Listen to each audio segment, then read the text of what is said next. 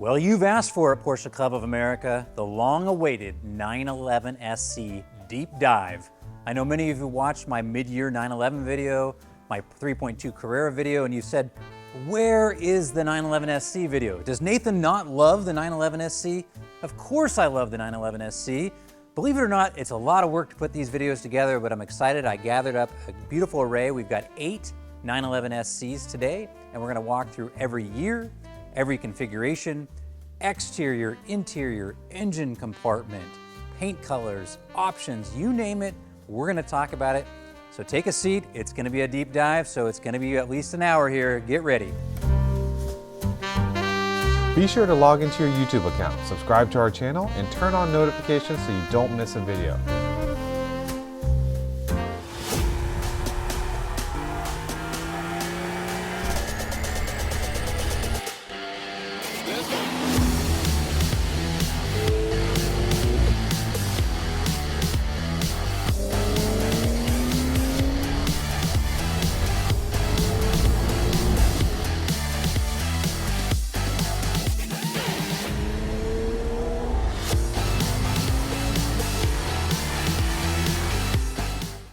Okay, before we get into too deep of details, I want to put a few caveats out there. A lot of people always want to ask me about market values, one of my other areas of expertise, but we want to make this what we call evergreen content. It's still going to be valid 5, 10 years from now, so we're not going to talk about valuations except for an overarching trends.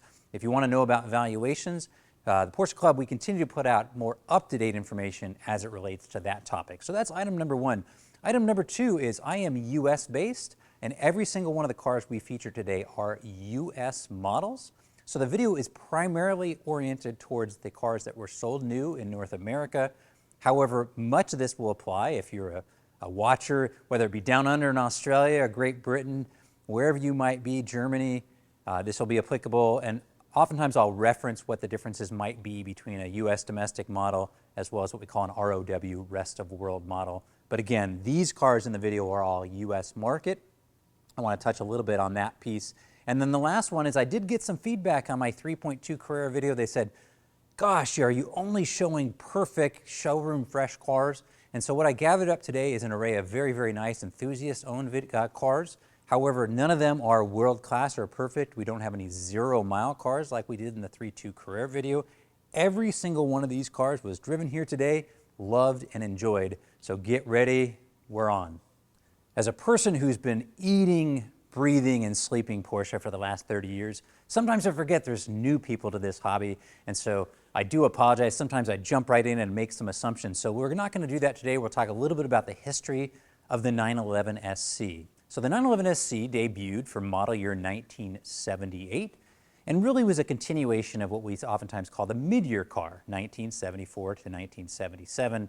But the 911 SC introduced a lot of really, really important changes and was a wildly successful car both for Porsche in period and has been wildly popular among enthusiasts for many great reasons. So this car right here is a 1978 model year. It's a very early car. It's in the first 100 cars produced, made in August of 1977. And so it features some unique features on those earlier cars. And as the video progresses, we're going to walk through each of these cars, and we're blessed to have every single model year represented. So what did Porsche bring about in 1978 that was such a big change? Well, a couple things. The basic body shell stayed the same. It carried over from 1977, but the biggest thing that someone's going to notice on the 911 SC is the introduction of a wider rear fender flare.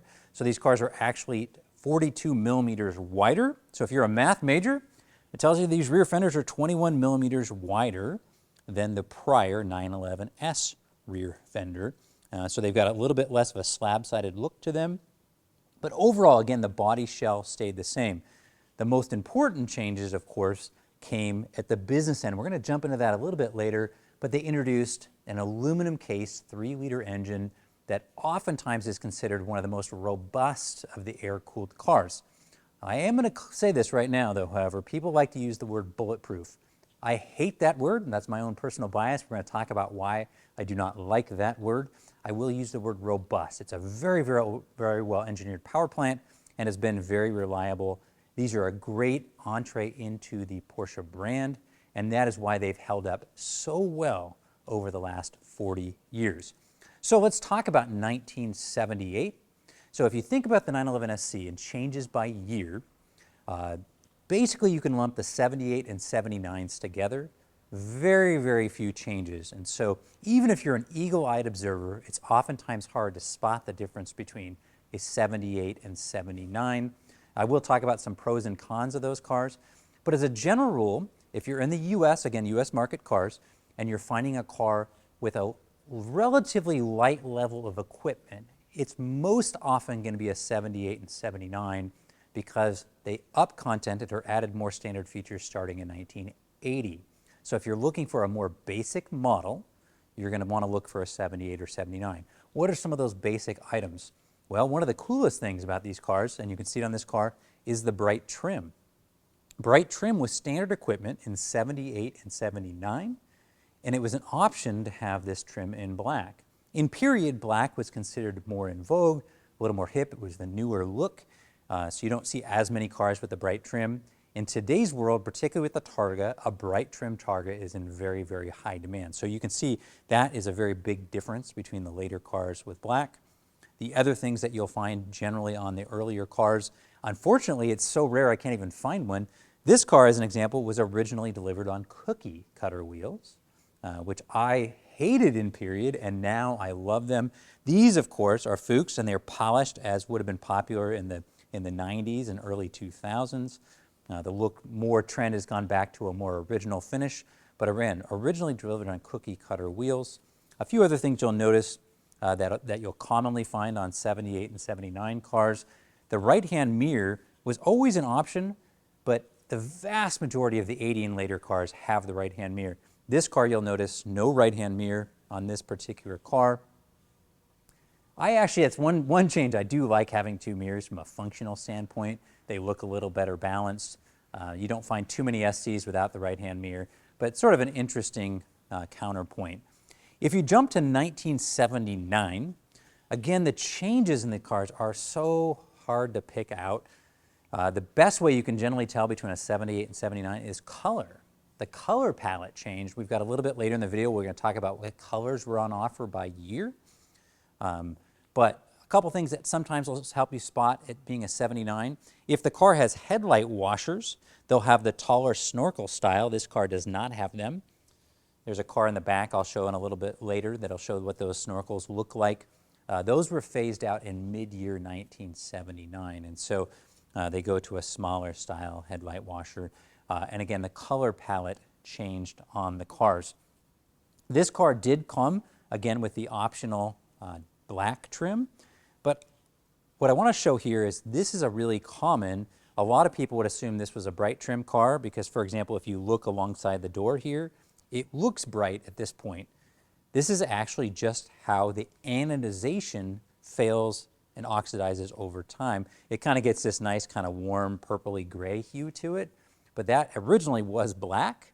One of the ways you can tell if a car originally had black is you can actually look where the sun didn't affect it. So if you see, for example, where the door top is, that was its original color. And again, this trim is anodized. It is not painted. Very, very commonly, people refinish these cars and they paint them as opposed to anodizing them. I do love that door sound every time I close the door. Let's walk around to the back of the car. You'll also see this failure. They have the trim in the rear window gaskets. This really labels this as an original car. You can kind of see how that anodization fails over time. And you can actually, really importantly, see it on the 911 SC badge.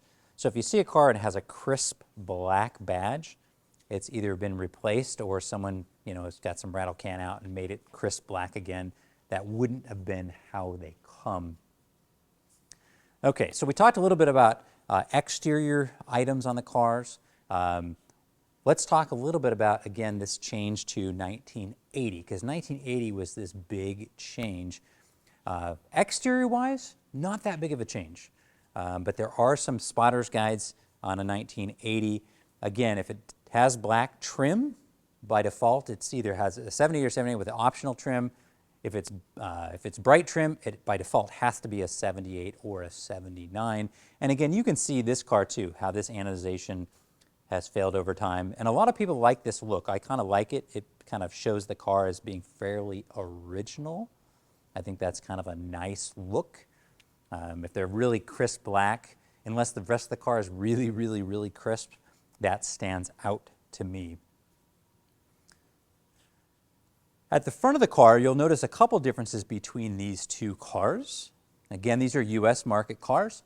The federal government here during this entire era of the 911 SC mandated a sealed beam headlight, meaning that this headlight is basically the same headlight that's used across the board here in the US. You could have bought this at a local auto supply store. And so in order to meet federal mandate, Porsche made this trim ring, which often is called the sugar scoop. And this is what they looked like here in the US. Most people, even in period, updated them with something else. And you can see on this 79 as an example, they've been updated with the H4 style headlight. This is the same lens they would have come with in Europe. So you can see, and this has a separate replaceable bulb, much more like a modern headlight. And this headlight has a much better beam pattern, is a huge improvement. So if you want absolute originality for a US car, you would have sugar scoops. Generally, most people, if you want an upgrade, you've moved to another headlight. One question I get about these headlights, however, is the trim ring. You'll notice the sugar scoop is painted body color. They always came body color if the car had black trim originally. So every one of these cars after 1980 will have a body color trim ring.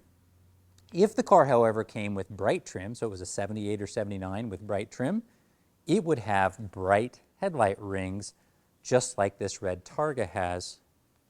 Now you'll note on this red Targa, these headlights have been updated. For my eagle eye viewers, you'll notice these headlights are ever so slightly different than these over here. Not just the trim ring. Again, this trim ring actually is painted and just slides over. There's a chrome trim underneath this. This is what we call an H4 lens. This lens is actually what's called an H1. The H1 was a headlight Porsche introduced starting in 1969 and was around until about 1971. And actually, I think is the superior light. It actually uses a separate low and high beam reflector. So these are my favorite lights. They're quite a bit more expensive than the H4 and are technically not correct because they would have been for an early long hood 911. But I have H1s on my car. I like them. Technically, what would have been correct would be an H4. Again, this is how they would have been delivered in the rest of the world market. Again, sugar scoops, painted body color starting in 1980 or on 78 and 79 if they had dark trim. Here we can see another car, this car, H1 headlights with the polished trim. So it just doesn't have the trim piece.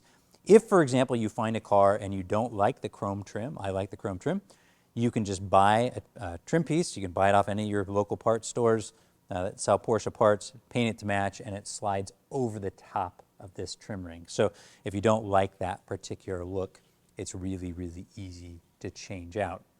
Okay, one of the wonderful things about the 911 SC is they came in 3 body type configurations for there might be just the right one for you. As we know that many of them are the coupe version, which was the least expensive version when they were new. The Targa version, and brand new for 1983, was the 911 SC Cabriolet. Let's back up a little bit in the history of Porsche and talk about the open configuration. So starting with the 356, Porsche was really well known for having open cars. Some of the most iconic cars in Porsche history are open cars. Think of the 356 Speedster. If you think of a Porsche, that car defines Porsche. Sadly, however, with the introduction of the 911, there was a great fear that the open-top car would no longer meet safety regulations. So Porsche came up with a great solution with the Targa. The Targa debuted just after the introduction of the original 964 Coupe in 1965. And what it featured was essentially a hard Targa bar or roof panel, basically a roll bar.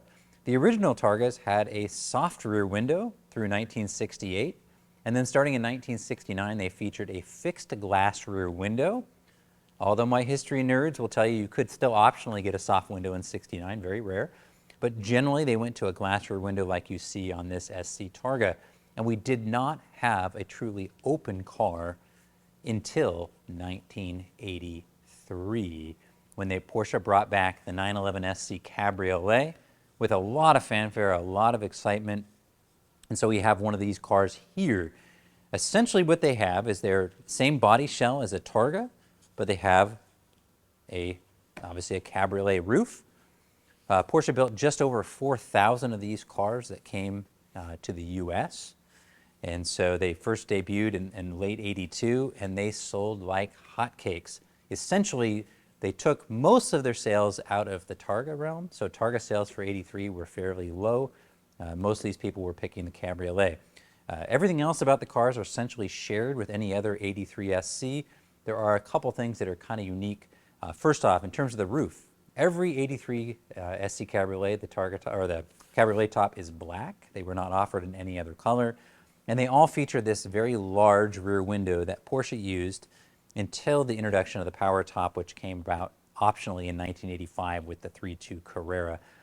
Many people have changed this top to later, for example, the 993 style top, but this is the correct top for an SC Cabriolet.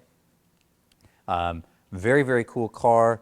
They're sort of an interesting one. A lot of people thought they might be more collectible than maybe they've really turned out to be because they were the first open car. And currently in the market, for whatever reason, open top 911s underperform versus the Targa or the Coupe. In terms of values, sort of globally, the Coupes tend to perform the best, then the Targa, then the Cabriolet. I think this car is probably a good long-term play because it reintroduces something spiritual with Porsche, a fabulous car, again, a manly operated black top. The bulk of them came, standard colors. You have a lot of red ones, a lot of white ones, a lot of black ones, but a really, really good car. So if you want an open top experience, you get a lot of the benefits of an SC in a 1 year only, somewhat unusual configuration. So again, if you're an open top fan, great car to consider. So I talked a little bit about, you can kind of break SCs into kind of two basic generations. 78 and 79 are somewhat unique in their configuration. 1980 here in the US introduced a lot of changes. So let's talk about what some of those changes were. The really big change was that they added more features and content. This was a very expensive car in 1980, just over $30,000, which in today's dollars doesn't sound like a lot of money, but it was a lot of money in 1980. And so here in the US market, Porsche decided to up the level of standard equipment, which is both good and bad depending on how you look at it. If you're looking for a really light, pure, basic 911 SC, I would focus my attention on a 78 or 79. Starting in 1980, they did get, again, a higher level of standard equipment. So items like air conditioning, that was optional 78 and 79, standard here in the US on a 911 SC. The center console became standard. Power windows became standard. So lots more features were thrown into the car. And then what we also saw is we saw options sort of creep. It became more of a thing. So many of these cars were ordered by dealers with a higher level of equipment. So for example, that red 78 Targa, really, really basic car, vinyl interior, cookie cutter wheels, crank windows, standard bright trim, single mirror. It originally didn't even have the fog lights. The owner added those. So that car was really, really basic. You can see over time these cars got a higher level of equipment. A little bit later we'll look at the window stickers and you'll see kind of that creep over time. Mechanically, there were some pretty significant changes too. So in 1978 and 1979, to comply with emissions requirements here in the US, they featured an air pump. If you were in California, they were an air pump and an EGR system. Starting in 1980, the air pump went away and they went to a three-way catalyst versus the prior two-way catalyst. And so the emissions standards changed a little bit. The rated horsepower stayed the same, although I'm here to tell you, if you drive them back to back, I think a 78 or 79 feels just a little bit stronger. They've got bigger ports in the heads. I also think they weigh a little bit less with a lower feature count. And so just kind of your butt dyno, if you will. To me, the 78 and 79s generally feel the strongest. They also got a taller fifth gear starting in 1980. So these cars are a little bit nicer to cruise on the highway, 4.5% taller, knocks the revs down just a little bit. So particularly as our speeds have increased, your typical guys driving 80 miles an hour, it's a little more relaxing to drive the 80 and later cars. So those are some of the changes. The other changes that are happening are kind of slow over time, and you have to get really into the nuance, which I kind of like doing. It's kind of fun. If we walk back here, we can actually show two cars that show some little subtle changes. The early cars, again, through mid-year 1979, this is what the headlight washers would have looked like. We call these the snorkel. So if you ever see a car that have snorkel headlight washers, it's a 78 or an early 79. Then what they did is they went to a kind of a more discreet version of the headlight washer. This was optional until 1982, and then in 1982, the headlight washer became standard equipment. So you'll notice our 80s and 81 featured up front do not have a headlight washer at all. I would radically prefer not having headlight washers. On cars I own that have headlight washers, I disconnect them because the way they work is they work when your headlights are on, when you wash the windshield, which just makes a huge mess. So one of the things as kind of a nerd about a clean car, I do not care for headlight washers. If I have a car with them, I generally disconnect them. Kind of funny how that works. Okay, moving over, the chiffon car over here is a 1981 model year car. And the changes for 1981 are very, very, very minor. So you're going to have a hard time spotting much difference between an 80 and an 81 model year car. Since we're standing in front of this car, I am going to call out one thing I often get questions on, and this deals with this front spoiler. You can see this front spoiler here. Interestingly enough, if you look at the cars that were featured here today, more of our cars have a spoiler than don't. However, none of these cars would have come with a front spoiler unless they were optioned with a rear spoiler. The official Porsche engineering answer is that it's either or neither. So if you have a front spoiler, you should have a rear spoiler, and vice versa.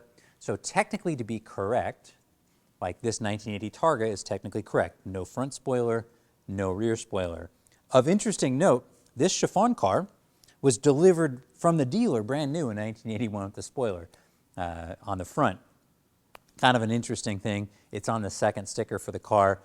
One of the reasons I love documentation is I love knowing how a car was delivered. So even in period, the Porsche dealers had some sense of what the consumers liked and maybe where the trends were going to go. So this car was delivered from the dealer Interlake Porsche Audi in Bellevue, Washington, with the front spoiler installed, with H1 headlights installed, and it already was lowered to European ride height. So I actually love the window sticker on this car. It's what we in the business call a second sticker, and it shows H1 headlights, the spoiler, and the adjusted ride height. And funny enough, we think ceramic coating is a new thing. It had some sort of paint protection package, which we kind of laugh. Obviously just a profit center in the finance department. While we're talking front spoiler, let's talk rear spoiler, because that comes up all the time. People say, well, what spoiler was available on the 911 SC in period? Well, there were just a few different choices, and I wish I had them here, but in 78 to 1980, the only available spoiler from the factory, now people did other things aftermarket, was a fully rubberized rear spoiler mounted where the grille is. It's not a very attractive spoiler. I hope I don't offend one of you guys to say that. It's a very visually heavy, unattractive, and it's completely black rubber. It was never painted. That was offered from 1978 till 1980. In 1980, and we'll talk about this car in a little bit, they had a special edition car called the Weissach edition, and that car used the 75 Carrera style spoiler. That was the only time that spoiler was used on the 911 SC. And then starting in mid-year 1981, Porsche did finally start offering the ability to option the 930 turbo spoiler, and that was available through the end of 1983 production. Me personally, I do not care for a turbo spoiler on a 911 SC. I think it's visually too heavy for a narrow body car, so it's not my favorite preference, but a fairly unusual option because it was quite expensive in period. I do get the question oftentimes about rear spoilers. I will say the market always varies on that. So in period, spoilers were quite popular and quite expensive. Then they sort of went out of vogue. Now they're coming a little bit back into vogue, and it's highly preferential. So if you want a rear spoiler and your car didn't come with one, just source a new lid, put a spoiler, wrap up the original rear lid, and go that direction if that's what you want to do. Just make sure you have a matching front spoiler. If you want to have no spoiler, you can do the opposite. The other one back here, the only car that we actually feature that has a rear spoiler is that 78 Targa. It does have a ducktail. The ducktail was never offered on a 911 SC. That was just a later update by the owner of the car. He really enjoyed that rear spoiler. I did actually notice, I'm going to reference this car because it's sitting here and it's a good example for the 911 SC Weissach car. This is actually a very, very early production 75 turbo. I'm not featuring it in my video, but this is the same style spoiler that would have come on the Weissach edition car. You can see what that would have looked like. Okay, walking back over here, let's talk about a few other things that change over time on these cars. And let's talk about, I just noticed lenses. This is a good question too. You'll notice on these two cars here, we have orange side turn signals here. Those are the European specification rear lens. Funny enough, both these cars came from the dealer, again, part of that secondary sticker with the European style rear lens. But technically, to be correct, a US car should have an all red lens like you see over here. This would be the correct style US lens. A couple other fun things. We talked a little about the aging of the anodization on the badge. Here would be an example. This badge is either clearly new or has been refinished. You can see how crisp black that is. So a lot of people think that is correct. It's correct because it's new, but a more anodized look would actually be more maybe in keeping with the rest of the car. That would give me some indication that likely that rear badge has been replaced. A couple other spotter's guides if you're wondering what year a car is. Really minor thing, this is actually an interior change, but you can oftentimes spot it from the outside. Through 1982, early 82, they actually had just a perforated rear style grille like this. You can see what that looks like. And if we move back to this 82 here, you can see they actually went to a separate style speaker grille that's visible in the rear window. So if you're looking in the rear window, and this is true on a coupe or a Targa, and you see a setup like that, you know it's a 82 or 83 model year car. So just some really subtle things.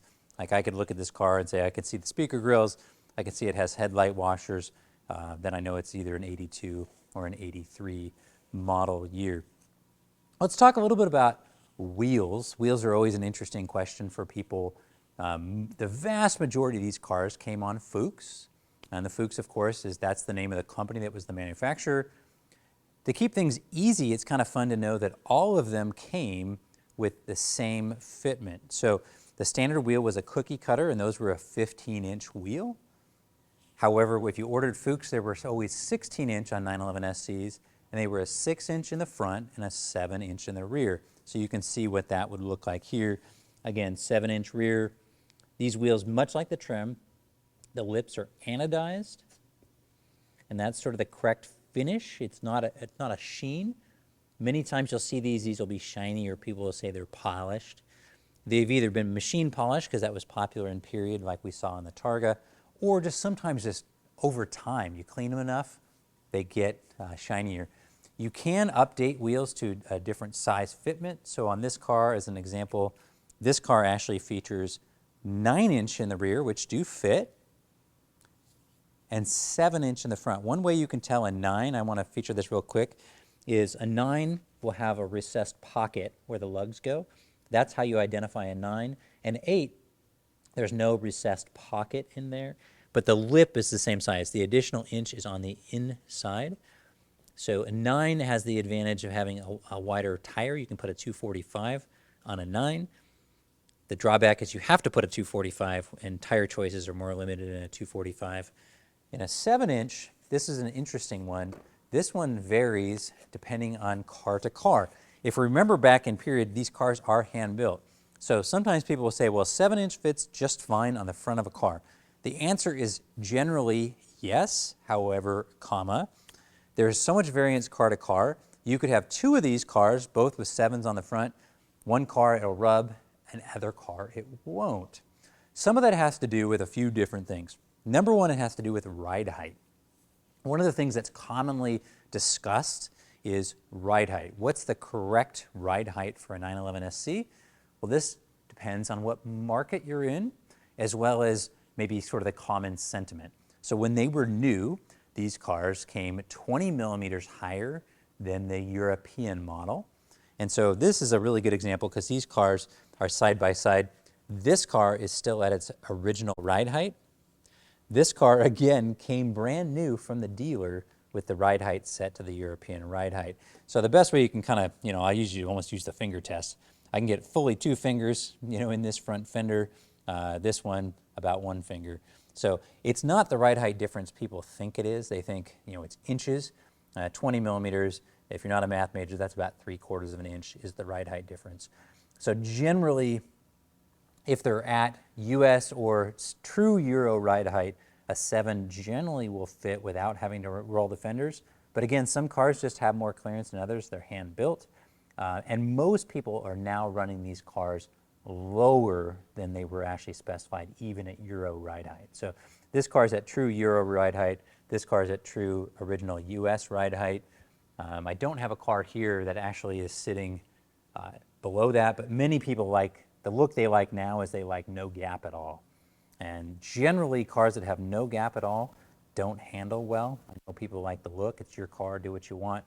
But generally they get too much bump steer, even with the turbo tie rods. So I like them to be as they came from the factory at European ride height. Not as much a fan of the US ride height here. So that's what we know about wheels and tires.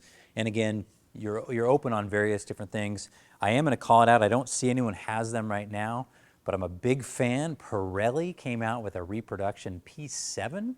So it's a retake on the original P7 design, but uses a modern rubber technology. Super, super sexy tire. I know a tire shouldn't be sexy, but it looks really sexy. It looks like the period advertising. So if you're ever going to pick a tire for this car, the Pirellis are quite expensive, but they really make the car, in my opinion, both in terms of how they look and even how they handle. They handle like a period tire. So I'm real particular about how tires look. One just thing I'm pointing out because I see it and I'm standing here, you'll notice these cars kind of interesting. This car has the antenna here on the right fender, and this one has on its left fender. Was this just depending on the day of production? What's going on here? Well, this is another kind of fun thing. If you have your antenna mounted on the left fender, it means your car has a manual antenna, meaning that it just manually pulls up. If it's on the right fender, it's a power antenna. Power antenna was an optional item until 1983. It became standard in 1983 as a power antenna. So one way you can also tell if you have a left antenna, it cannot be an 83 by default. But again, in today's world, I kind of prefer a manual antenna versus a power.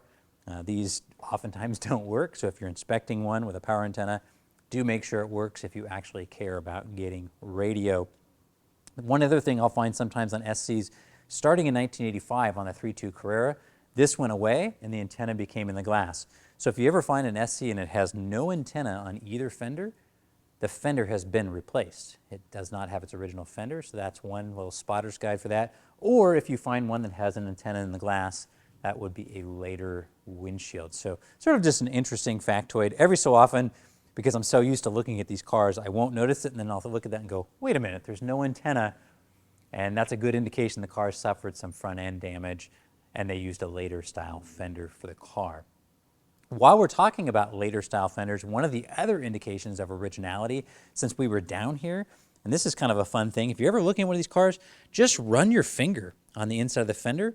And I think my video guy can even get in there. These are textures with a kind of a body schutz when they're brand new. That's how they are. So one of the litmus tests when you walk around a car, if you find a fender and it's not texturized like that, that fender has been repaired or replaced. So if you watch me inspect a car, one of the things I do before I mean, it's almost a second nature for me. I'll walk and I'll feel that fender line, and it gives me some indication of what's going on in the fender. So those are just kind of some of the exterior items on the car. Let's do this. Let's jump in and talk about interior. Let's talk about what some of the interior options are and what changes over the years. Okay, let's talk interiors. One of the things that's fun about the traditional air-cooled 911 is the interior is a place that for me is highly comfortable. Not just physically, but I just spent so much time in these cars. I find them just a wonderful place to spend time. But the changes over the course of that time was pretty minimal. This is, again, a very early car, in the first 100 cars. And this interior is in a color called cork. And this is a vinyl interior car. One of the things about cork that sort of will stand out, particularly on a vinyl car, is cork is very texturized. You can kind of see it. It's actually not my favorite interior, but it's got a very heavy pigskin grain to it. And colors changed a lot over time. A few things to call out on this car. Again, early car crank windows. Only would be a 78 or 79 here in the US. I kind of like a crank window car. To me, less options, the better. A few other things notable. You'll notice on this car we have a 150 mile an hour speedometer. One of the things we'll thank, I guess, the fuel crisis and Jimmy Carter for was starting in the middle of 1979. Hard to believe this now, but they actually mandated an 85 mile an hour speedometer. So all 1978 model years came with a 150, and that's what it should look like. If you have a 79 and it's an early build car, it will also have that. And starting in about May of 79, it should have an 85 mile an hour speedometer. I'll show you a car here shortly that has that. You'll notice this car does have a period Porsche CR radio in the dash. Okay. And one other interesting thing, if you look at the center console, you'll notice there's no controls for air conditioning because this car was not specified with air conditioning. Again, only in 78 and 79 could you get a car with no air conditioning, but it does have the center console. The car next to us does not feature that. Sort of an interesting change. Let's jump in on this car next door. I'm just going to show that real quick, just because you don't often find this. Again, starting in 1980, it became standard equipment. There's a door check that clearly needs a repair. We can see no center console. I actually like this look. This would have been like what we would have seen early 911 or a mid-year car generally. But starting in 1980, that console became standard, mostly because it also houses the air conditioning controls. This car is in brown. Pretty common interior color in these cars.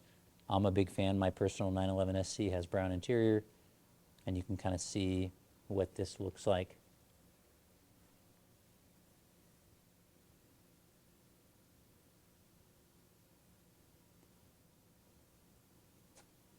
Let's wander over to this 1980 car because it has a few things I like showing. The big one on this car is the 85 mile an hour speedometer, which seems so ridiculous in period, and you rarely find these. In fact, when we go to the documentation piece, I'm going to show how this should have been documented, because so often these cars, people say, oh, it's got this many original miles, and then I have to point out, well, where's the original speedometer for that car? And they say, oh no, this is the original one. Well, this is what it should look like if the car was made after about May of 79 through 1982 model year cars would have an 85. It'll have this round ring here. Most people got rid of them. I'm going to show you how that would have happened in period or how that should have been. A couple other notable things on this car to call out. This car does have a period Blaupunkt radio. One of the things to know about 911 SCs that's different than you'll find on 3.2 Carreras is that the vast majority of the time, the radios that came in the cars were installed by the dealers. There was two reasons for that. The number one reason was radios were highly profitable items for the dealers, so they ordered the cars from the factory without a radio. They installed a radio of their choice at the dealership, and they were highly marked up. In period, a radio like this would have run probably in the $500 to $600 range, which again doesn't sound that high in today's world, but that'd be like paying $3,000 or $4,000 for a radio today. And so the dealers did that. The other reason it was commonly done was, believe it or not, these cars were shipped in a period of time where they weren't that sure the radio was going to show up when the car showed up. They were oftentimes taken out of the car because, again, they were so expensive. So this car, of course, is in a very standard interior color, black. And this is a partial leather car, so this car has just leather front seats. Everything else in the car would be plastic or vinyl. So the easiest way to tell that is you can just see it's got a simple plastic dash cap. This is actually preferred. I'm going to show you some examples of the full leather interior here momentarily. These do not fail in the same way the leather dash cars commonly fail because there's so much heat here. And then a leather car, if it's full leather, will also have, for example, leather door panels, leather rear seats.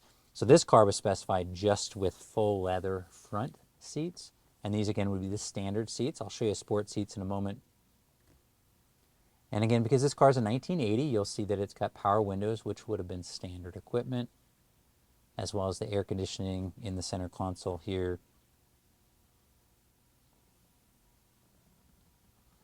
And one other interior item to note, because it's a coupe, you'll notice the car has a black headliner. White headlining was standard equipment. The black headliner was an option. We're going to go through the window stickers here before too long, and you'll see that on the window sticker. The black headliners generally hold up better visually. What happens on the white headliner is generally you'll see the glue and stuff start to seep through over time. They'll kind of give it more of a yellowy appearance to them. Although I like how bright a car feels with a lighter headliner. I prefer that. The other thing that you'll notice on this car, being a 1980, is that if you look at those speaker grills in the door, those are the original style speaker grills that they would have used all the way until 1983. Again, we talked about the rear ones. You can see through the rear window. They're perforated in the rear, and they have this style grill through 82, and they have more of a mesh style grill starting in 1983. Let's jump over to this 1980 Targa. There's a few things I want to call out on that car, which are kind of fun. This car over here has one of the most beautiful interiors. I love the interior on this car. And this car is in chocolate brown, but it is a full leather car. And again, easily spotted because you can see the full leather dash. And one of the things I love about this car is the shape that this dash is in. Coming out of Seattle, I'm very blessed. People talk about all our rain here. What they forget is we have a lot of gray days, so we don't get the UV exposure. If this car had come out of California or Florida or Hawaii or something like that, the dash would be warped up. I'll show you an example here shortly. But again, a full leather car, it'll be full leather on all the door panels, all these pieces of trim, tops of the dash, rear seats, that will all be full leather. It's just a nicer, richer place to be. And then you will also spot these sports seats. So this style sports seat, Porsche debuted starting in 1974, and these were offered until 1980. These are my preferred style sports seats. A lot of people get the style of sports seats confused. Starting in 1981, the sports seat design changed. The best way you can describe the later ones is they will not have this exterior frame. They will have a dial, which does the recline, and instead of having a recline knob that says Recaro like these do. So this style is correct for 1978 through 1980. 1981 to 1984 features this style design. These seats are narrower, so these are probably less comfortable if you're a bigger of stature, but I find these to be the most amazing seats. In fact, you'll find them in my car when we talk about that here in a moment. I love these seats. Of interesting note is that's true for any regular SC. The Wysock edition cars, which came out in 1980, were the first to debut the new style seat. So Wysock, even though it's a 1980, uses the 81 to 84 style seat. In terms of value, these earlier style seats are much more valuable than the later style seats in the secondary market. So if you're looking for a car with sports seats, if it has the early style, those are pretty valuable. A few other things worth calling out while we're in here. You'll notice, for example, the shift knob on this car. That style shift knob never changed during production of the SC. It's kind of a crummy shift knob. That's where Porsche must have cut some dollars. It's simply a plastic shift knob, still available from Porsche Classic, relatively inexpensively. So if you're wondering what was the correct shift knob for your car, it would look just like that. A few other items, the steering wheel, you'll notice that style steering wheel. That is a standard 911 SC steering wheel. That became standard in 1980. Believe it or not, in 1978 and 79, they had a 4-spoke wheel. We'll show you an image of what that looks like. None of these cars here today have that particular steering wheel. But I get a lot of questions. People say, well, gosh, what's this steering wheel? It's so uncommonly seen that they think it's incorrect. But 78 and 79, if you did not option for the 3-spoke wheel, you got a standard plastic 4-spoke wheel. Let's move over to this next car. And I'm going to call out a few items on that car which are somewhat unique. That's the beauty of having all these cars here. Each of them are going to be just slightly different. Okay, this car, interestingly enough, is a 1981 model year car. And you'll think, oh, Nathan, you're lying to us because this car has early style seats. Well, in full disclosure, this is one of my personal cars. And like I said, I do love these 74 to 80 style seats. So while not correct, I decided, you know what? It's my car. I'm going to do what I want with this car. So I actually had a set of 74 to 80 style seats done in the corduroy pinstripe. But again, this was originally just a standard leather front seat car. I just wanted to mix it up. I'm going to point out a few other items about this car in particular that are somewhat interesting. You'll notice this steering wheel looks just like any other SC steering wheel, but if you're eagle-eyed, you'll notice this is actually also incorrect. This is just the nerd in me. This is what's called a 74 Carrera steering wheel. This steering wheel is concentric, meaning that when you spin the wheel, it goes in a perfect circle. A regular SC wheel is eccentric, so it kind of makes this motion when you turn the wheel. They made that change so you could see the gauges better. I prefer the concentric wheel because the grip is much thicker. So most people won't notice I made that change, but that's the kind of subtle stuff that I like to do. That's kind of fun. A few other things I'm gonna point out.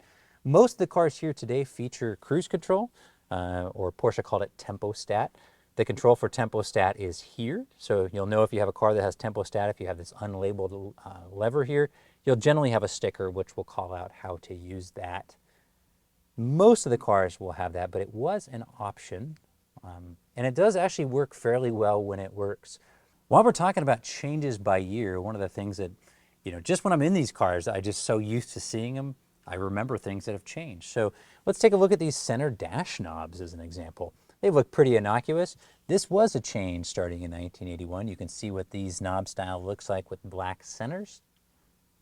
If we jump back to this 1980, you're going to see these have a different look entirely to them. So just, again, little small changes, fairly inconsequential in the grand scheme of life. But let's jump in here and you can see what these look like here on the earlier style cars. So they're going to feature, a green center for the rear defrost and a yellow center for the fog lights, and a slightly different icon on the cigarette lighter, a slightly different shape and profile to them as well. It seems like such a strange change that Porsche would have made. What was happening at the time, it was a regulatory change, who knows. Just these small little things, kind of funny, somewhat inconsequential. Let's just jump over to this car here, talk about a few of these last few changes on the interior on this particular car. Again, this car, very late 1982 build car, very, very minor differences. The big difference is if you notice that Speedo, so this is what that next generation of Speedo would have looked like after the 85. So one of the things you'll find commonly that's wrong, and a lot of people, for example, will have a late 81 or an early 82, and it should have come with an 85, and they have a 150, and they say, oh, that was what it originally came with. That's not true. As soon as they phased out the 85, it would have had this ring. In fact, the 85 has this circular pattern to it. So what follows the 85 should look just like this. Again, US cars. Delivered in a different market, of course, would have had a kilometer per hour speedometer. But here in the US, this would have been the follow-on. So again, as a general reference, 78 and mid-year 79 would have featured a 150, no circular ring. They phased in the 85, circular ring. They phased that out in late 82, and it would have this style would be correct. So very common to look at that. While we're talking about odometers and speedometers, let's talk about a really hot topic, and this is mileage on the cars. So a couple of things you want to do if you're ever looking at one of these cars. First off, you want to make sure that it actually adds miles when you drive it. They're very, very commonly broken. One indication, if you ever see a photo and it's all zeroed out, very, very good chance that odometer is broken. But also when you go test drive the car, like I would drive this car and I'd say, okay, it ended in 146. I want to go drive it and I want to show that it shows 152 or 153. I don't want it to show 146 after my drive. And then the other thing, and this is a really, really important thing, is so many of these cars have very poor documentation, have had so many owners, and people just take at face value whatever that odometer says. And frankly, people, so many of them are not accurate. Do not pay a premium for a car based on miles unless you can prove a couple different things. The single most important one is that mileage should be a bellwether of condition for the car. Sometimes people will say, oh, the car's got 60,000 miles, and it looks to my eye and experience like it has 300,000 miles on it. Well, there's only two things. One, either the 60 isn't accurate, which is probably true, or if it looks that bad at 60, don't pay a premium for it because, again, it should be a bellwether for condition.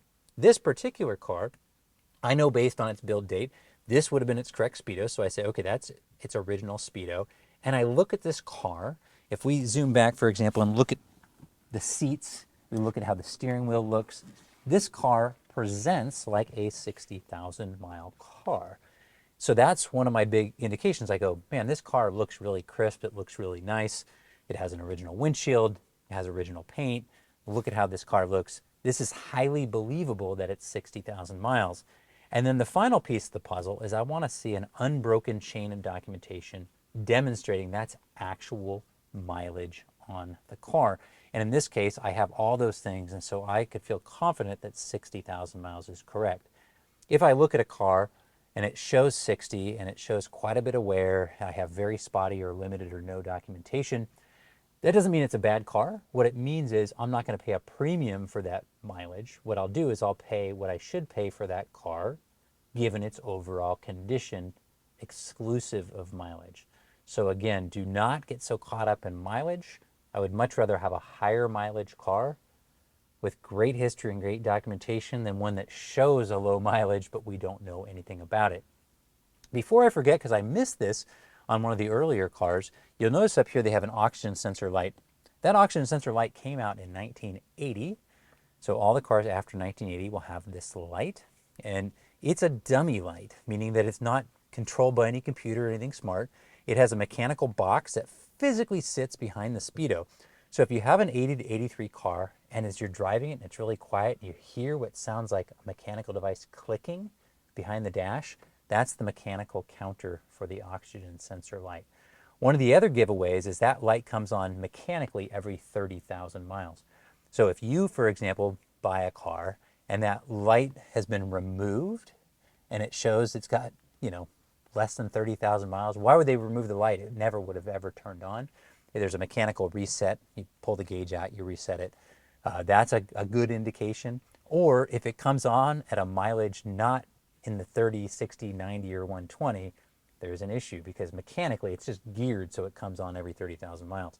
So kind of a fun little point. I had one of these cars that I believed to be accurate mileage, and almost on the money at 30,000 miles, that light turned on and I felt good. I thought, my gosh, something has happened correct on these cars. Okay, so that's a little bit about interiors. Let's jump over to some of these other fun topics. Okay, we're going to open up the front lid here and we're going to get into the trunk, the storage area, or some people call it the frunk, of course, the front trunk on a 911 SC. A couple things. This particular car, we left the carpet in. We're going to move to a car with the carpet out. One of the things I always tell people, if you're going to inspect one of these cars, the carpet takes all of about 30 seconds to pull out. So don't just lift it up, pull the whole carpet out so you can fully inspect and see what you're dealing with. A few things, looking at the underside of the engine or the trunk lids on these things, on all 911 SCs, they should be texturized like this. If the hood is not texturized on the bottom, it has been replaced with a later lid. They do have a front trunk light, which should work. You can see that here. A lot of people are always very concerned that that light would stay on. For example, when the trunk is open, it actually grounds on the latch. So as soon as you close this and it grounds here on the latch, that light will turn off. If it doesn't, there's something wrong with it.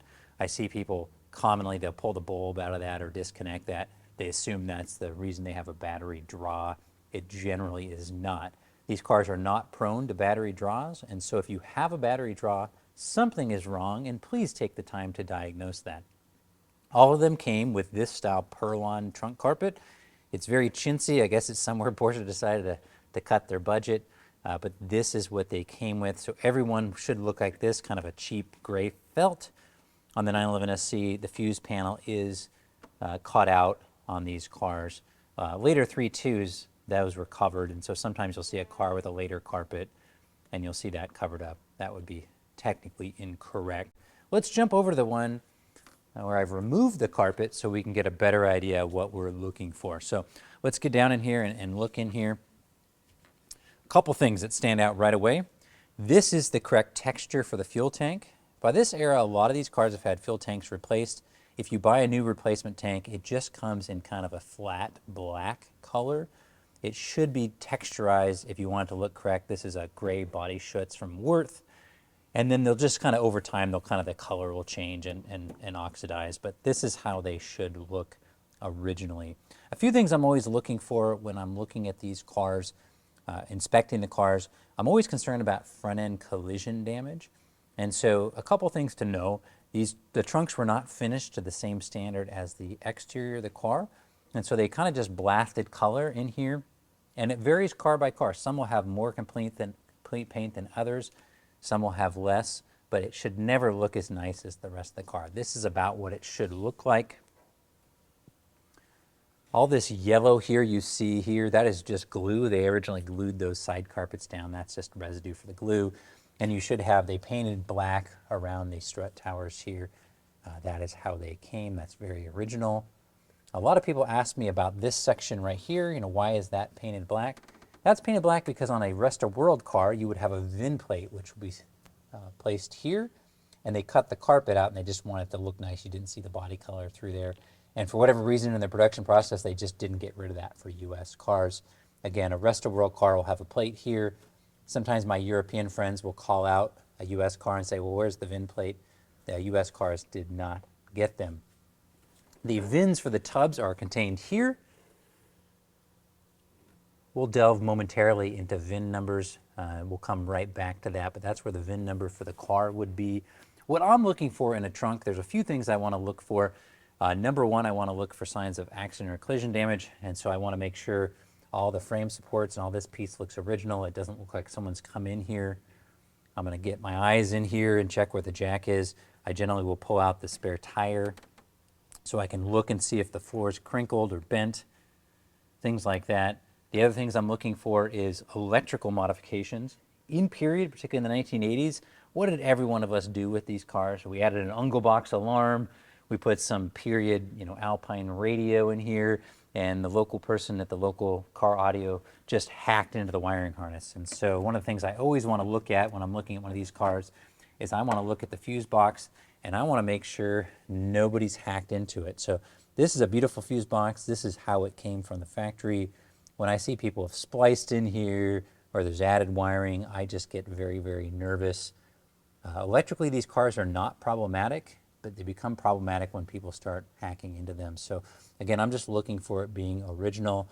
This is how it should look in here. One of the things I'm looking at is batteries on these cars. There were two optional batteries in the car. They had a standard 66 amp hour battery. The optional 88 hour amp battery is this style. I recommend on a current one, go with the smaller. I can't imagine any situation where you would need this amount of cold cranking amps. And the smaller battery, one, it weighs less, it costs less, and it's a heck of a lot easier to put in. It's kind of a battle to get this battery put into this place. Also make sure you have a battery hold down. Those are always missing. This battery should not be loose. And one of the other things you'll commonly run into on cars of this era is check around the battery. These cars are not prone to rust. Again, fully galvanized starting in '76. But one area you'll find sometimes rust is in the battery area because the batteries will have leaked battery acid. And they did that for two reasons. One, just batteries can leak over time. But the number one reason is the voltage regulators will fail on these cars. The batteries overcharge and then they can boil acid out of them, or in a worst case scenario, explode. You'll see that on cars. You'll look in here and you'll see a bunch of baking soda, and sometimes you'll see kind of a burn mark here under the underside of the lid. That's indicative that at some point the car's battery boiled over. One of the other things that you see in here, this is the blower fan motor for the AC. It sits here. One risk factor on these cars that you should think about doing, the factory did not fuse or relay this, and over time these can get stuck. They heat up, and number one cause for a front trunk fire in this car is these burning up, and all of a sudden you find yourself out of your air-cooled 911. So definitely not a lot of fun. One of the things I commonly get the question about on these cars, because people are familiar with my 3.2 Carrera video, is they say, oh, what about the option code sticker? The option code stickers for these cars came in May of 1983. So the vast majority of 911 SCs do not, I repeat, do not have an option code sticker. So only the very late 83s will have the option code sticker. So I get the question, well, how do I know what my car originally came with? Well, if you don't have its documentation, that's going to be darn difficult. We're going to have a little bit of a documentation talk. But again, this is what a correct front trunk on a 911 SC should look like. Let's jump over here because I just want to show you real quick. This is the smaller battery. This would be like a 66 amp hour battery, and you can see how that fits. It's just a physically easier battery to fit in the car. They work just fine. And again, there's a secondary point for the hold down. So it fits perfectly, it's easier to get in there, it weighs less, costs less. I see no reason to install the original 88 amp hour battery. I did mention a little bit about VIN numbers, so let's talk about VIN numbers. A couple big things to know. In 1981, the federal government mandated a standardized 17-digit VIN number. Why do I tell you that? Well, I tell you that because that means that 1978, 1979, and 1980 cars do not have a standardized VIN, which means the manufacturer themselves basically formatted how they wanted the VIN to be. So each 78, 79, and 1980 have a slightly different VIN configuration, and this means because it's not standardized, you cannot do something like Carfax. So if you're looking for a Carfax for an 80 or prior, it does not exist. You will not be able to run one. Starting in 1981, you could, for example, run a Carfax as its own topic. I won't delve into that. However, starting in 1981, they got a standardized 17-digit VIN. If you're interested in knowing how to decode the VIN, we're going to talk in the documentation section how to do that. But let's talk about where those VIN tags would be on your car. So again, your most important VIN, this is your tub VIN. It's going to live here on every single 911 SC. It should, again, be body color, and then the factory will have painted it over in black. If it's cut out or it's missing or it looks altered, I would be very, very nervous. Again, if you had a rest of world car, you would have a aluminum style plate, just like we had here in the US. On the early cars, it would be affixed here. Because of US regulations, we required more VIN tags than they did in Europe, and so our next VIN would be on the A-pillar. You'll find your A-pillar here. It's a little hard to see through the glass, but that will be riveted to on the inside here. And then your third VIN number on the car will be here in the B-pillar. And again, this will tell you data production as well as the VIN. So if you're looking at purchasing a car, just double check that the title, that all those VINs match. If there's any discrepancy there, that's usually not a good sign, so I would be nervous about that. And there are a few other places on the car where there are what we would call hidden VINs. I'm not going to disclose these on this video, but there are other places VINs are located on the car. But the ones that you need to know about, frunk, A-pillar, B-pillar, and if it was a rest of world car, you would have it in the trunk. They would not have come with an A-pillar or a B-pillar unless they were imported in period, and oftentimes federal requirements required that they place them in those places. And oftentimes you'll find a sticker which is not a factory sticker. It would be a sticker added by the importer at the time of importation. So that about wraps up the front trunk. Let's jump over to the engine compartment.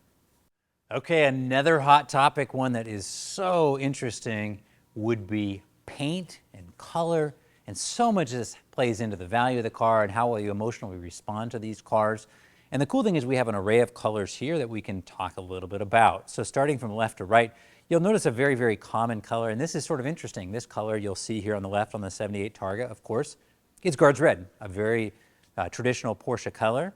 But what's even funnier about this color being here is that car did not start life as Guards Red.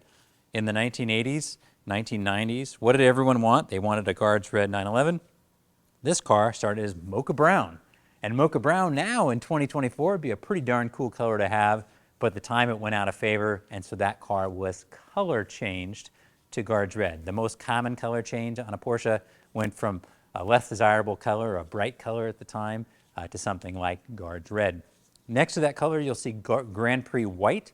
Again, another very traditional and very common color on the 911 SC. That color is still available throughout many, many years post this on the air-cooled 911s. It's a good color. It always stands the test of time. Next to it, we have a color called Light Blue Metallic or Hell Blau. Beautiful color. I have a 928 in this color. I really like this color. Blues are very popular right now. It just looks great. We had two, again, single-stage colors. We had a metallic color. And what's interesting is you're going to look at this car and you're going to think, oh, this car is Grand Prix White. This car is not Grand Prix White. Now, this is an interesting one. This car is actually a paint sample color called Alpine White, which was a color that was offered not on the 911 SC, but offered on the 924.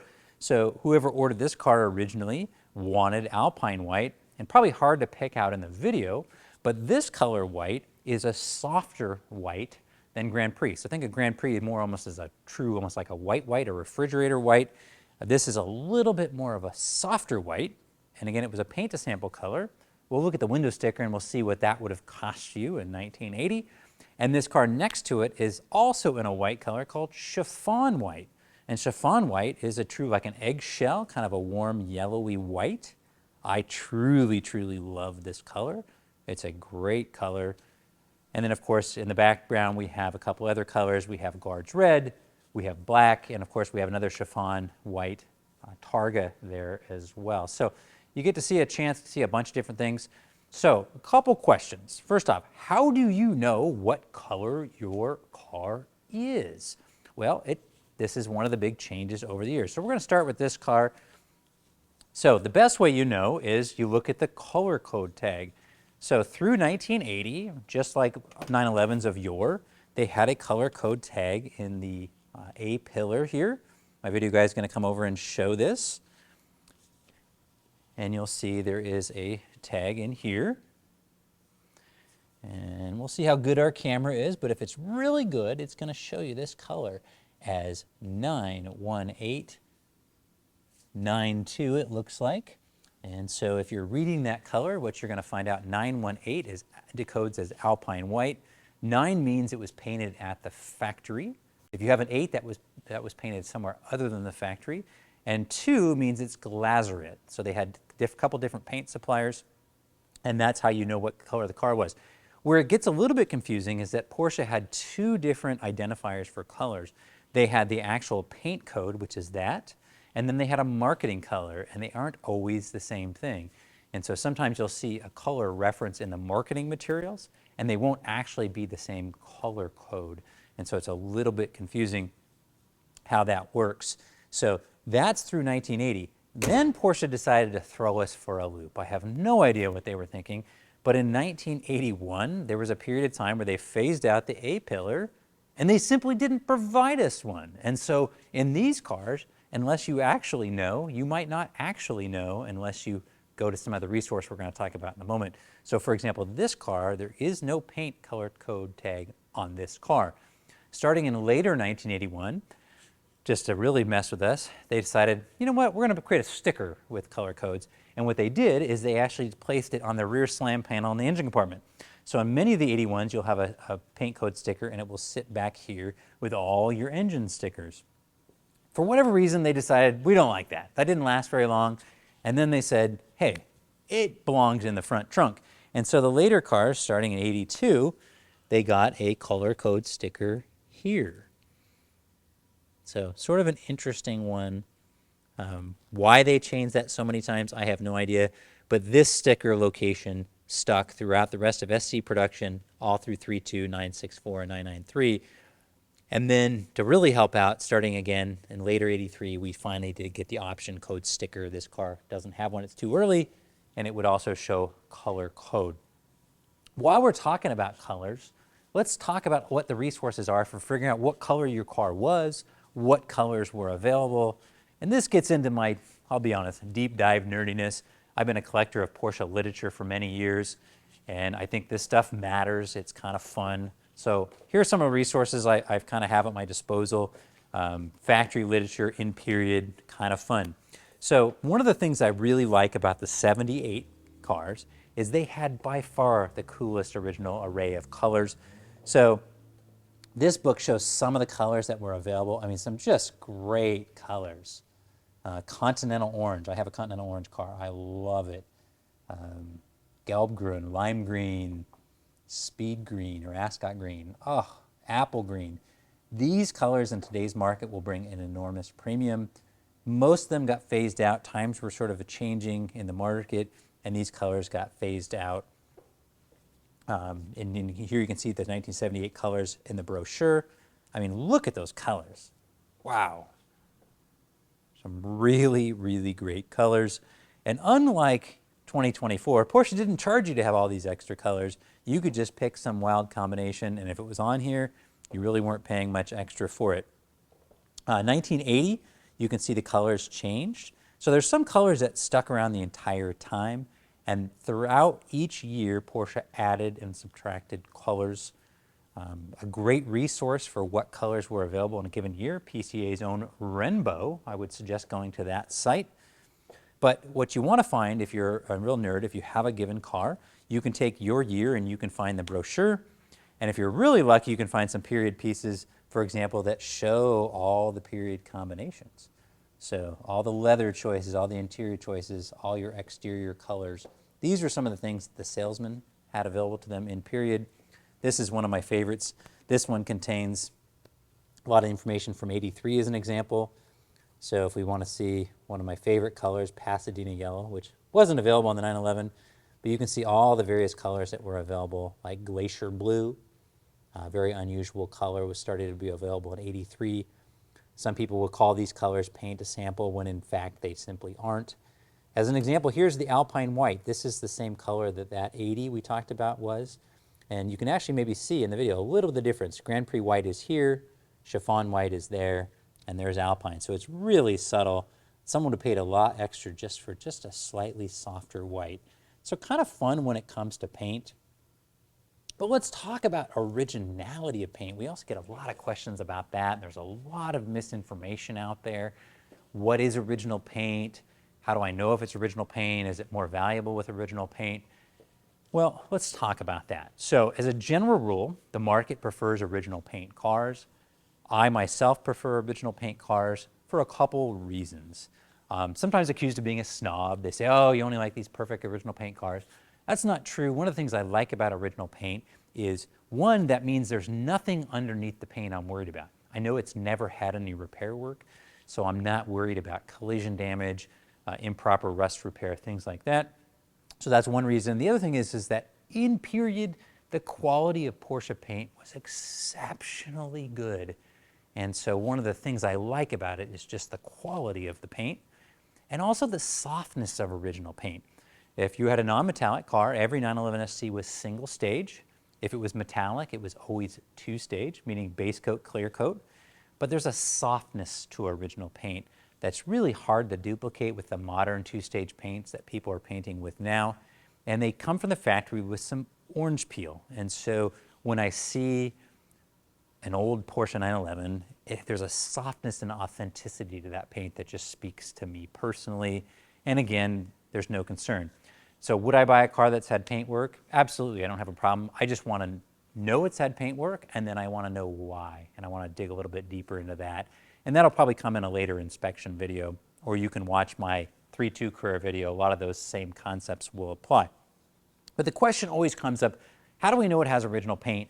And a lot of people love what we call the paint meter. They think paint meter is infallible and it's going to give you great information. Well, a couple things to know about the paint meter is a paint meter is a great tool, but it's much like going to your physician and getting lab work. It's one piece of data, but you also want the data and you want someone who's got good clinical experience looking at the car, because sometimes the paint meter doesn't tell you everything you need to know. So let's get a paint meter out and let's look at this car. This car, I believe to be an all original paint car. If they're original paint, they should meter somewhere between a low of maybe 2.5 to a high of maybe 4.5, 5, 5.5. The biggest thing is they should be consistent panel to panel. So if I'm getting readings of 3 or 3.5 on every panel and I get an 11, that panel likely has been repainted.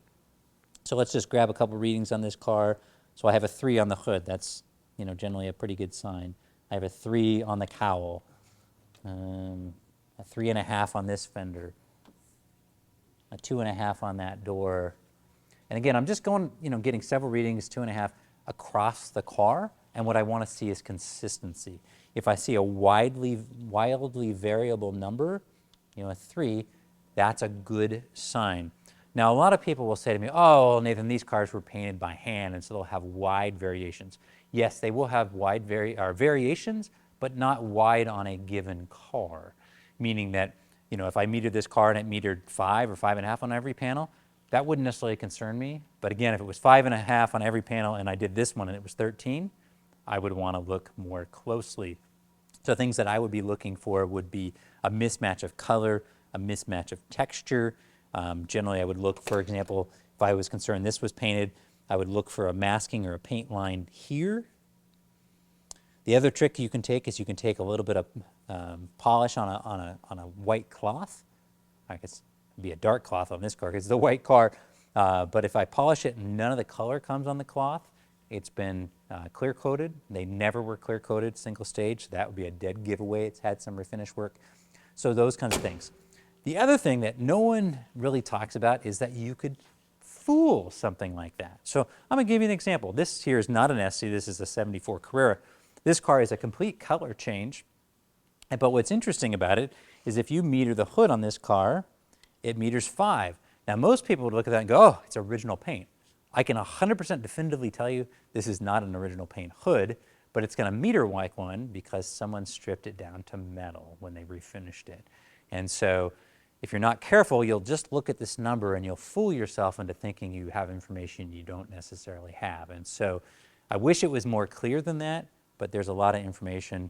We can spend a lot of time talking about it. But again, it also depends on what you want. So again, if you want a car just to drive and enjoy, a car that's had paint work can be a perfectly wonderful car. And frankly, the number of 911 SCs that have all original paint in 2024 is infinitesimally small.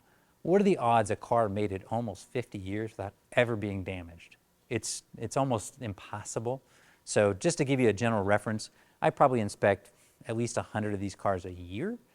I might run into 3 or 4 over the course of the year that are truly, in my opinion, 100% original paint.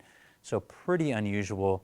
So don't get too spun up about it. The big question is just learn why it was painted if you can. Okay, we talked exterior color. Of course, interior color makes a huge difference as well. In this era, most of the cars, the most common interiors you're going to find, black's going to be your most common. Cork is fairly common. The brown, as you can see in our video, is fairly common. But they had a whole array of, vinyl, patterned cloth, pinstripe cloth, pasha, various colors available. So one of the other things that's really fun is if you can find a car with a more unusual interior. How do I know what was available? Well, again, there's some great resources. We can look, for example, what was available for interiors starting in 1978. We have some pretty wild choices. One of my favorites is a color called Lobster. I mean, really, really a fun interior color. Again, you can see some of these interior choices. I mean, for example, look at the red carpeting. I mean, just fun. You can see some of the patterned cloth, some of the pasha. These ones kind of give me a headache, but they're, I'd love, for example, this interior in my 928. Just some fun stuff. The Germans were having fun. They were a little bit more staid.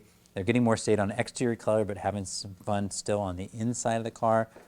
And for example, this is a fun little thing I've collected over the years. It actually has all the various, possible interior swatches. So for example, this is the cloth I decided to put in my personal 911 SC. Paired that with the brown leather, just sort of a period fun. But man, would I love to find one, for example, with the can red interior, or even look at the green. I mean, just some fun stuff you can kind of play around with if you're looking for something fun. Interior color combinations really can make the car. For example, a white car with a red interior would really pop.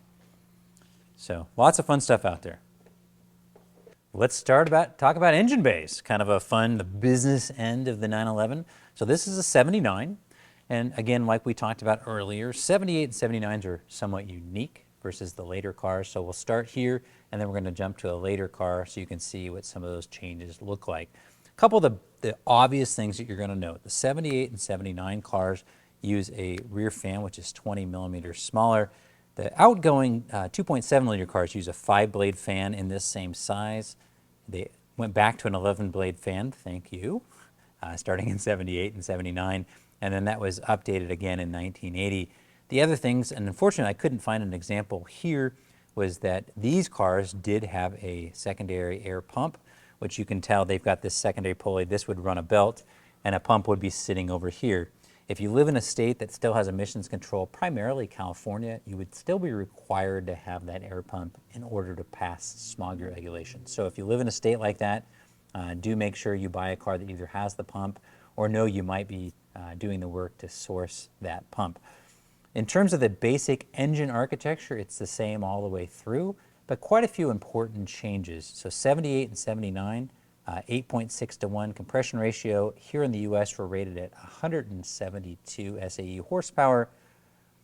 They used a two-way catalyst converter.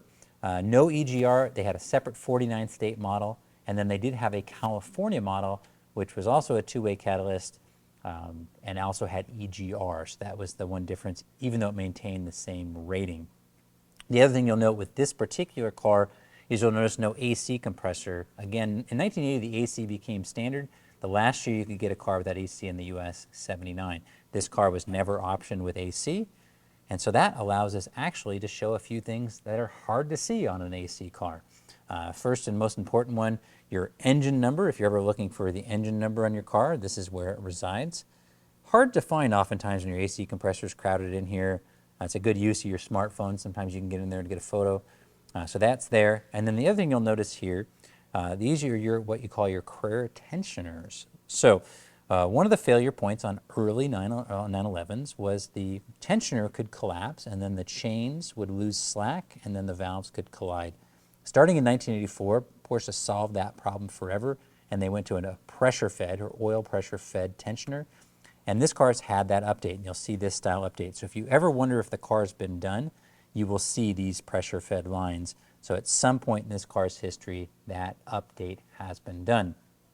So if you're going to look at a 911 SC, that's something you want to inspect for. One of the other common things that gets a lot of noise is what they call the airbox pop-off valve. Essentially what would happen is if the car were to have a backfire, the original airbox had no relief. And so it would blow through the airbox, and it would actually could crack the housing itself. The easiest way to tell it, you just loosen these two straps, pull the cover off, and it looks like a little flapper valve in there. I would say 90+% of them have it at this point. Super easy to inspect for those kinds of things. In terms of the cars, any of the cars are fine. Some people prefer the 78 and 79 cars. They have larger ports. They're oftentimes referred to the big port cars. To me, they have slightly lower compression, but they seem to breathe a little bit better. 6 to 1, half dozen are rated the same. I find they run good. I sort of like the feel of the 78, 79 cars. I frankly think that has more to do with the fact they're lower curb weight. We'll do an actual deep dive inspection video, so we're not going to cover some of those things here. But again, this is what the engine bay on a 78 or 79 should look like. We're going to wander over to this 82 because I want to show you what a later style engine bay will look like, just so you have a reference again, what it should look like. Okay, so jumping over here, a couple things you'll note. Again, because it's a later car, slightly different pulley here because it never ran an air pump. So there was never an air pump on these 80 and later cars. You can see what the AC compressor looks like on these cars. This is made by York.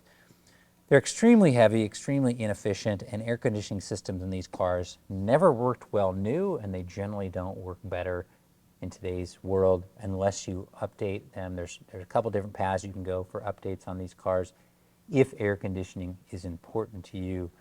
If you want originality, again, that's the way they would have come. You can also see this car does have the career tensioner updates. Easier to see on this side. You can see the tensioner lines here. Couple little running changes on these cars. Through 1981, they had an external voltage regulator, which would sit in here, at least in these wing nuts, and it would sit here.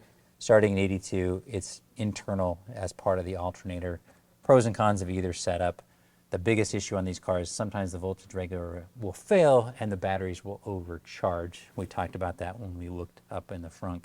But again, when I'm looking in one of these cars, the real things I'm looking for, first off, are structural. I want to see the car has not had any repair work here.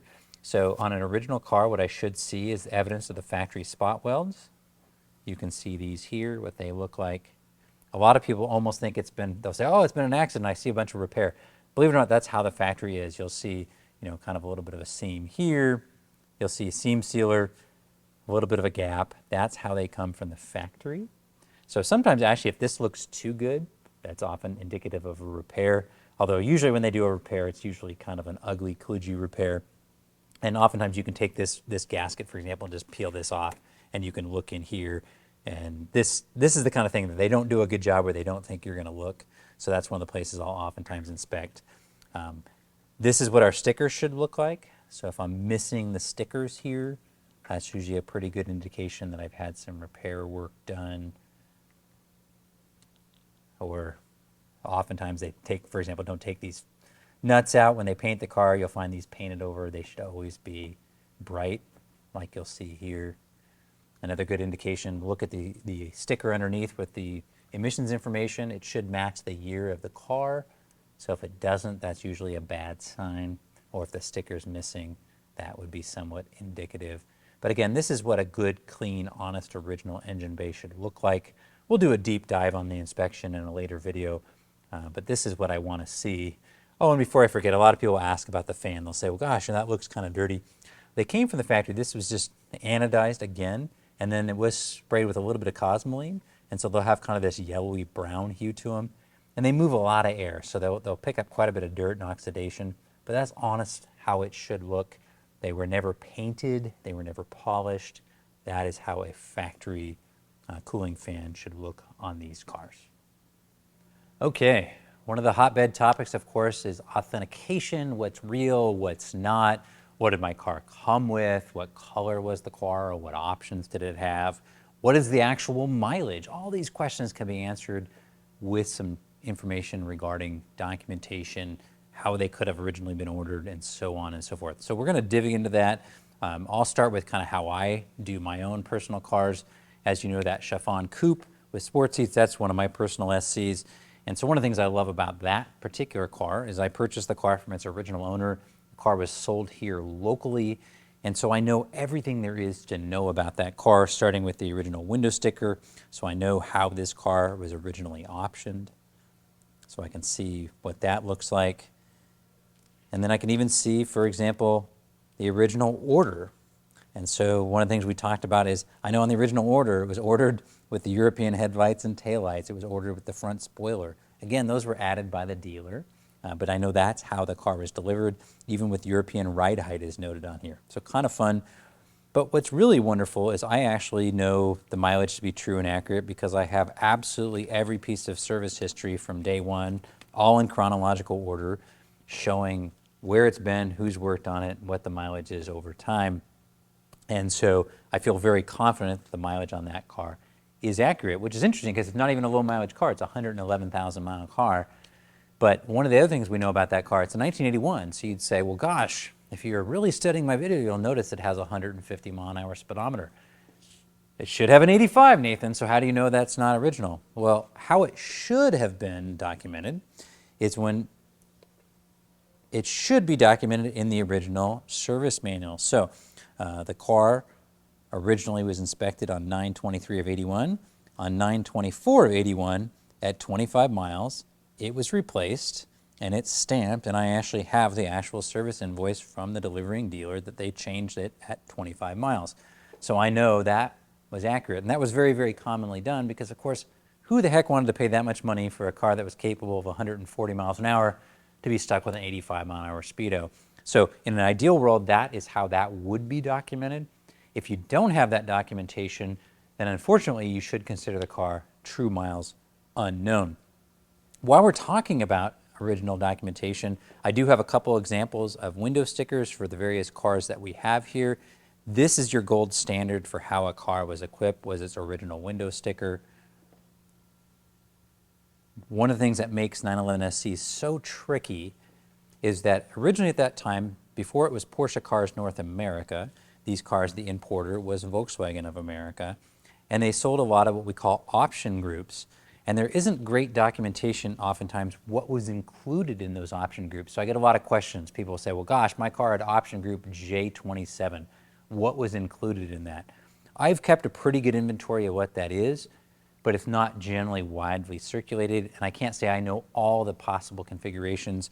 One of the reasons window stickers are so useful is they'll break it down. So for example, this car here, this car had option group F27, which included the alloy wheels, the sport shocks, rear speakers, fog lights, and speed control. Now I know what's included in F27. I know what color the car was, light blue metallic. I know it had genuine leather front seats. Very, very cool. A lot of people, if they don't have a window sticker, their next choice is they'll go to Porsche and they'll get what's called a Porsche production specification, previously known as a certificate of authenticity. I will tell you, Porsche Cars North America, cover your ears here. They aren't always as accurate as they should be. So please do not take these as absolute gospel. There's oftentimes errors. Again, the gold standard would be the window sticker. So for example, this is for that 911 SC in paint to sample. So you can see this car, color to sample. The option cost $1,095, quite a deal at that time. It also had option group number F27. You can see the sport seats. We can see the Porsche production specification. Does it match perfectly? It's pretty close, but there's a few things, few discrepancies in there which are not accurate, but it's close. But again, if I have to pick one, the window sticker is the ultimate reference guide. A couple other things that are kind of useful. The period documentation, which you can find these things, for example, on eBay, are kind of fun. The brochures, the 1978, 1980, 1981, 1983. You can get the various brochures, and they're kind of fun. The factory would show, the technical data. They show a bunch of possible configurations.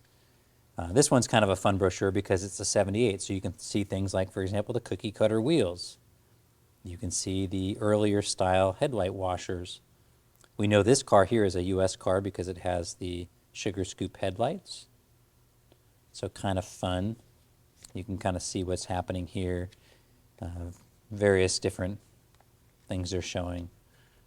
Again, headlight washers. But here you can tell this is a European car because it doesn't have the side markers here. European cars just have a little filler piece. And again, you can see no fog lights. So kind of fun to have the original period factory brochures. Just for fun, I want to see if this later brochure is going to show me, oh yeah, you can see an 85 mile an hour speedometer with 37 miles. So again, that's what those cars would have come with.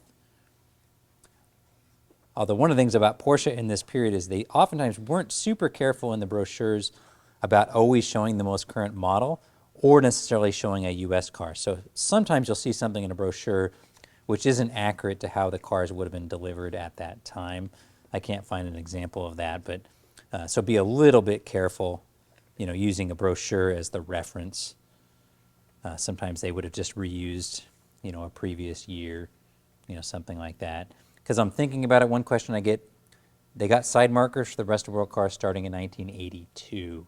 So if you see a side marker, it's generally an 82 or later rest of world car for that. A couple other non-factory resources that I think are kind of useful. I do like period literature. This is kind of fun. Here's a review at a Car and Driver from August 1980. And what's interesting is they talk about the SC and how, they think basically the 911's run its course. It's the end of development.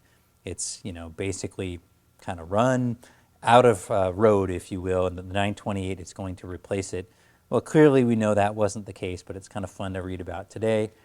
A couple other ones, big shout out to Adrian Streether. His 911 SC, the Essential Companion, is a really, really good resource on these cars. Mark Hobb, he does this Authenticity series, so it's kind of fun. He shows, the various radio options. We talk about the antennas, various things that are kind of fun. This is a really good book. Randy Leffingwell's Buyer's Guide, useful item, not specific to the SC per se, but 911s. And then Susan Miller covers by year. She shows what the various advertising or marketing pieces and technical data were for a given year. The quality of the images is not amazingly great, but it's kind of a nice, because it'll show you, what stuff was being talked about in period. So again, non-factory items. Let's jump into what the car would have been delivered with, if it matters to you. So let's start with what would have come in the glove box. You would have been given a set of owner's manuals. They would have come in kind of a maroon folio like this. The interior color could be various different colors. There isn't a standard there, but it will generally have a Porsche crest in the corner. You would have been given an owner's manual. I do encourage you to actually read it, please. I get a lot of questions from people that they could have learned by just reading the owner's manual. And then again, you would have gotten a warranty and maintenance book. If you're really fun like me, you'll even have the original salesman's business card there. You'll have all the information about the original purchaser, when it was put into service, as well as, again, that speedometer replacement. If you're real lucky, someone actually stamped the book, which will kind of give you some other indication on service. For my European, particularly my German consumers who are watching this, in the US, we no longer have a standard where we stamp a book. In Europe, that's very much the case. Generally here in the US, we keep paper documentation, but in Europe, you would almost always find this completely filled out and stamped by the servicing shop or dealer. So kind of a fun piece. A couple other things that generally would have come with the car. You would have had a set of keys and information for your Hirschman, depending on whether you had a manual Hirschman antenna or a power antenna. You'd have a manual key which would lift that up. In terms of the keys, these cars, the standard original key looked like this. It was kind of a big chunky, and it did have a light on it, as well as you'd have an extra red and a black key, and then the factory key card, which would give the information for how to recreate the key in the event that it were to be lost. There's a lot of questions about the tire gauge. The tire gauges, I believe, were a factory accessory, generally added by the dealer or sold through the parts department, but oftentimes you will find this in the glove box as well, a period VDO style air compressor. Getting into what would have come in the trunk, you generally would have had a toolkit just like this. You can go on, there's some resources online that'll show you what it would have included, but generally 5 open-ended wrenches. This is what it would have looked like. You would have had a set of fuses for the car. You would have had a factory fan belt, 3 blades for your screwdriver, spark plug wrench. If you had a coupe, with a sunroof, you would have a sunroof emergency tool here. Again, and they would have come in a bag, kind of in this brown vinyl. This bag would have come in a plastic bag from Porsche, and it would have included 3 items generally, or 2 items, I guess. This would be a bag for your tire. So if you were to have a flat, you would inflate your spare, and of course it no longer fits in the trunk, so you have to place it here so it doesn't dirty your interior. And so you keep your hands clean. You would have your OFX gloves. They are given an air compressor, and this varied by market. So this is what you would have got for a US delivered car. This was a Canadian-built compressor. This actually has a Volkswagen part number, because again, Volkswagen of America was the distributor at the time. Most of the time the bag or the box is missing. The nerd in me likes to have the box, but what you'll commonly find is the compressor, which looks like this. So that would also still be correct. So again, those are the items that would have come with the car. The jack itself is located up against the front bulkhead, and it will have a little rubber strap that holds it in place. And that should basically show you everything that would have come with a car if you picked it up brand new sometime between 1978 and 1983. Okay, one of the common misperceptions I hear that drives me crazy, I guess it must be my German heritage or something, but people will say, oh, the factory wasn't that concerned at the time, or they didn't keep good records, or they just kind of did whatever. That's just fundamentally not true. They were very precise in what they did. And so one of the things that you want to know is that a lot of this information is recorded. Now, it's really hard to come across, but it's out there. So I'm going to give you an example. Here's a book that was kept at the factory, and it labels by VIN number what changes happened in any given area. So, for example, we could go into engine, body work, whatever, and you could actually look up by VIN and by date when they phased in a given engineering change.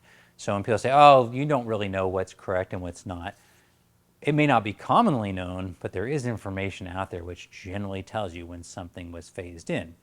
There are, however, exceptions because they were still a family-run company and they were working on a budget. So let's say, for example, they phased in a change on a textural change on a knob or a button. You know, could a later knob be installed in a later car? Sure, you know, as they ran out of a part or what have you.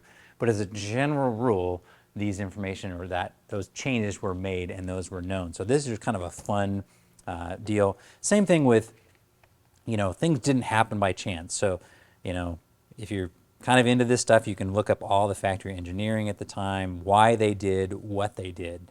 These things were not done accidentally.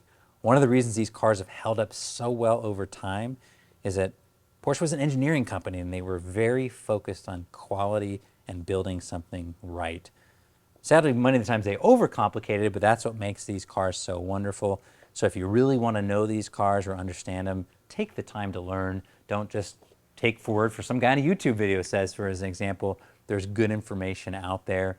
And then while I'm standing here, just a lot of people were asking about this. This is just happened to be sitting here. Here's the original 4-spoke wheel that would have come standard equipment in 78 and 79. That's really an ugly wheel, but that's what they would have come with if they didn't have the 3-spoke wheel. So again, I would encourage you not just to take information you read out there, but do your due diligence. Learn about these cars. That's what makes it fun, because they are some of the best built cars in the world. Okay, if you're watching this video, please don't tell my wife this, but believe it or not, I actually do listen every so often, and I've heard this feedback. Don't always just show the perfect cars, show the cars other people are gonna see out in the market. And so this is me listening to you. This is a very, very typical 911 SC, a very early 1978 model. Pretty typical of what we might find in the market. People say, well, how would you grade this car? I would call this car a grade 5. So this is definitely a project. It definitely needs some work. But you can see, you know, it's kind of fun. It's an early car, no fog lights. Someone's updated it to H4s. You know, a couple things that stand out to me right away. You know, hood gaps, not great on this car. Something's going on with the front end of this car. It's definitely had paint and body work over time. You can see, you know, paint's peeling in all the gutters. Definitely a car that someone's going to need some TLC, but would be a fun car or a project for somebody. You can see it was originally a bright trim car, so you can see that with the bright door handles, bright trim, kind of fun. Check out the interior. Again, in brown leather, but that dash, that's very typical of what we find in a full leather car. Those leather dashes just didn't hold up. You can see, for example, the wear that you get behind the steering wheel. Porsche did offer this steering wheel with just standard like this or in an extended hub version. One of the issues on the leather dash is if you don't have the extended hub, that steering wheel sits so close, people's rings and stuff just wear the dash here. Again, very typical. But you can see this car showing just over 200,000 miles. And I believe the odometer would actually be broken at that. So it very likely could have more miles than that. But again, kind of fun because, you know, someone could just use this car and pick away at it slowly over time. Of course, the engine struts don't hold up. Pretty typical. Air pump is missing. I wish it had that, but you can kind of see how maybe a more typical engine bay might look. It does have the updated tensioners.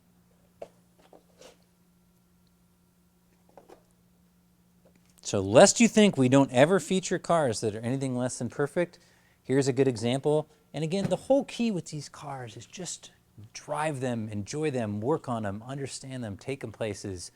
That's what makes it fun, just being part of this hobby.